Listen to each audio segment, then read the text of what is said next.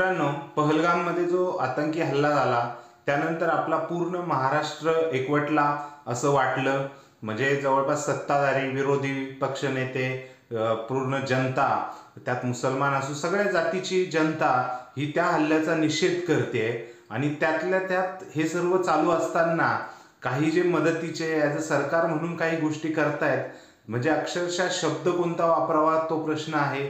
याला फक्त आपण सत्तेचा माज म्हणू शकतो. काही जे नेते आहेत त्यांनी अक्षरशः म्हणजे लेवलच कुठली, आपण काय बोलतोय, आपलं काम काय, आपण सत्तेत आहोत, आपण कुठल्या याच्यामध्ये श्रेयवाद तर लांबच गोष्ट राहिली, परंतु अक्षरशः म्हणजे काय बोलावं या गोष्टीला. तुम्हालाही वाटत असेल तर थांबा, एक व्हिडिओ लावतो, तो बघा आधी. काल 75 लोकांचं, ज्येष्ठ नागरिक, महिला, त्या ठिकाणी विमान, सरकार तर मदत करते, परंतु आम्ही आपली जबाबदारी समजून काल शिवसेनेतर्फे, एकनाथ शिंदे साहेबांतर्फे 75 प्रवासी घेऊन विमान मुंबईत पोहोचलं. आत्ता दुपारी 185 प्रवासी त्या ठिकाणी घेऊन या ठिकाणी विमान मुंबईत येणार आहे. रात्री सुद्धा 185 प्रवासी यांचं विमान या ठिकाणी येणार आहे.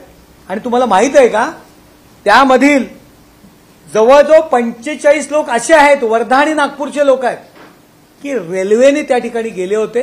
अतिशय वाईट परिस्थिती आहे. सीआरपीएफच्या कॅम्पमध्ये राहत होते असे 45 लोक आहेत ना, त्यांनी आयुष्यामध्ये कधीही विमानात बसले नव्हते. त्या लोकांना विमानाने आणण्याची व्यवस्था एकनाथ शिंदे साहेबांनी केलेली आहे. तुम्हाला मिरच्या झोंबतात. व्हिडिओ बघून झाला तर असंच वाटतंय खरंच काय चाललंय. असे म्हणजे कुठल्या ना कुठल्या एवढ्या चांगली गोष्ट चालली आहे, सगळे एकत्र आलेत, आपल्या कठीण परिस्थिती आहे आपल्या भारतावर, दहशतवादी हल्ला झालाय, नागरिक धास्तावलेत, आणि हे सर्व असताना अशा गोष्टी सुचणं, ते पण एका प्रवक्त्याला अवघड आहे खरंच. म्हणजे नरेश म्हस्के साहेब, तुम्ही कुठल्या जगात जगताय माहीत नाही. 45 लोकांना रेल्वेत बसले, विमानात बसले, तुम्हाला काय माहिती त्यांचं, म्हणजे प्रत्येकाला तुम्ही तशी माहिती गोळा केली असेल, सांगता येत नाही. कारण जेव्हा प्रवासी येतात त्यावेळेस तुम्ही फॉर्म दिला असेल, चेकलिस्टने पूर्ण माहिती घेतली असेल आपल्या फ्युचर याच्यासाठी, आढाव्यासाठी, परंतु हे चुकीचं आहे. तुम्ही 45 लोकांना ते तिकडं मदतीला मागतायत, मायबाप सरकार म्हणून तुमच्याकडे बघताय, आणि तुम्ही आणताय सरकारच्या पैशाने आणताय. ठीक आहे, आता त्यांनी त्या भाषणात सांगितलं की श्रीकांत शिंदे स्वतःहून गेले. आता श्रीकांत शिंदे साहेबांनी स्वतःच्या पैशातनं विमानात बसून आणले का? आणि जरी आणले असतील तरी कशासाठी आणले? त्यांचंही त्याच्यात काहीतरी हित असेलच ना. आपल्या समाजात ते काम करतात, त्यांची काही हे असेल, आणि त्याचं तुम्ही असं भांडवल करताय, निश्चितच चुकीचं आहे. म्हणजे काय बोलावं, कारण असे महाभाग, म्हणजे महाभाग हा शब्दही मला म्हणजे रिस्पेक्टनेच बोलतोय, नाही वाटत असे नका स्टेटमेंट करू. आपली एकता आहे, अखंडता आहे, असे उपकार केल्यासारखे जनतेला मागू नका. नाहीतर काय होईल, पुढच्या वेळेस काही हल्ला झाला आणि तुम्ही जर एखादं विमान पाठवलं तर तिथले लोक म्हणतील, अरे म्हणजे जीव गेला तरी चालेल, पण यांचे उपकार असे बोलून दाखवले तर काय करायचं. त्यामुळे नरेश म्हस्के साहेब, सरच तुम्ही चुकले. तुम्ही एकदा खरंच जाहीर माफी मागा. जाहीर माफी नाही तर ऍटलिस्ट जे 45 प्रवासी तुम्ही जे आयडेंटिफाय केले, त्यांची नावाची लिस्टही असेल तुमच्याकडं, तर त्यांना फोन करून सांगा की माझं तसं नव्हतं. त्यांच्या जास्त भावना दुखावलेल्या आहेत. जनतेच्या तर चला जाऊ द्या, तुमचे नेते कधीतरी माफी मागतीलच. जसं फडणवीस साहेबांनी तुम्हाला सल्ला दिलाय की ओघाच्या भरात माणूस बोलून जातो, पण ते वक्तव्य चुकीचं आहे. हेच तुम्ही आता फक्त मान्य करून एकदा थोडं आपण समाजात आहे, भारत देशात आहे, महाराष्ट्रात आहे असं दाखवा.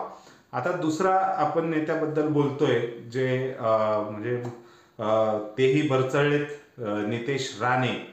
नितेश राणे यांनी स्टेटमेंट केलं की जर तो आतंकी हल्ल्यामध्ये धर्म विचारून गोळी मारली असेल, हिंदू म्हणून गोळी मारली असेल, तर तुम्हीही इथे म्हणजे दुकानांमध्ये, मुसलमानाचं दुकान आहे की हिंदूचं दुकान आहे, ते जवळून करा, ते बघून तुम्ही जावा. असं नाहीये नितेश राणे साहेब. आज तुम्ही बघा, हिंदू सोबतच मुसलमान समाजही रस्त्यावर निघालेला आहे, त्यांचाही देश आहे. असं फक्त एक जातीचं ध्रुवीकरण करून जमणार नाही. काय त्यांनी नव्हतं सांगितलं तिथल्या लोकांना, किंवा जे बाहेरून आले, 2 तर पाकिस्तानी आतंकी होते, काश्मीरमधली घटना आहे ती, त्याचा लिंक इथे जोडून आणि असं कुठेतरी जाती जातीत तेढ निर्माण करून तुम्ही राजकारण का खेळताय?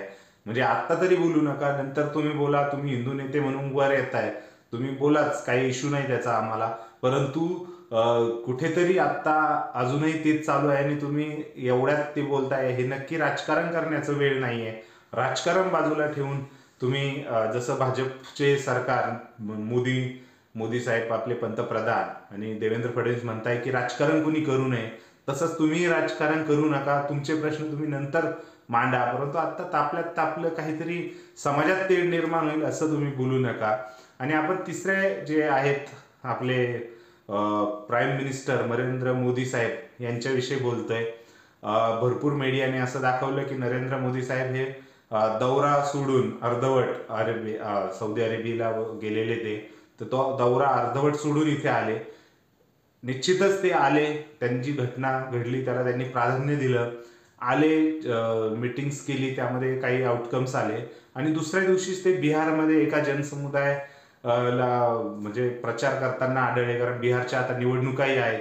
म्हणजे नक्की चाललंय काय पंतप्रधान नरेंद्र मोदी साहेबांचं? कारण हा एवढा विषय गंभीर असताना तुम्ही जर दौरा सोडून आले आणि दुसऱ्याच दिवशी कसं काय बिहारची सभा एवढी लागली, जी तुमची पूर्वनियोजितच असेल, परंतु तिथे जाणं आणि तिथून परत म्हणजे ललकारणं, तिथं त्यांनी उत्तर देणं, हे अपेक्षित होतं की एखादी पत्रकार परिषद घेऊन पूर्ण देशाला, पूर्ण वर्ल्डला, जगाला व्यवस्थित सांगणं की असं असं आहे, या गोष्टींमुळे आम्ही आमचे ऍक्शन्स आहेत, तर अधिक प्रभावी ठरलं असतं.